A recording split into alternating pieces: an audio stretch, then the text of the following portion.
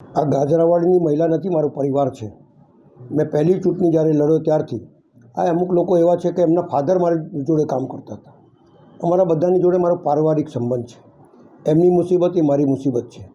સવાલ એટલો જ છે કે સરકાર રોજીરોટી તો આપી શકતી નથી, પણ આ લોકો તાપની અંદર, કડકડતી તાપની અંદર, ઠંડીમાં, વરસાદમાં, જેને તમે ગાય માતા કહો છો, વારંવાર એની પૂજા કરો છો, વારંવાર એના માટે તમે નીકળો છો, અને જ્યારે આ ઘાસચારો વેચતા હોય અને ગાય ભૂખી ગાયોને આ ઘાસ વેચીને પોતાનું પેટીયું ભરતા હોય, ત્યારે એમને સતાવવાની જરૂર નથી, એમને વ્યવસ્થા કરવાની જરૂર છે.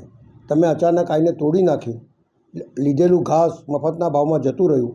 તમે એના કરતાં એમને કીધું હોત કે તમે પાછળ જતા રહે. જગ્યા સરકારની છે, આગળ છે, પાછળ છે. વ્યવસ્થિત એમનું પેટીયું ભરી શકે, એમની રોજીરોટી ચાલે અને તમારું બી કામ થાય, રોડ બી પહોળો થાય. એ તો એ લોકો બી ઈચ્છે છે, પણ તેમ છતાં પણ નુકસાન કરવાથી કોઈ ફાયદો નથી.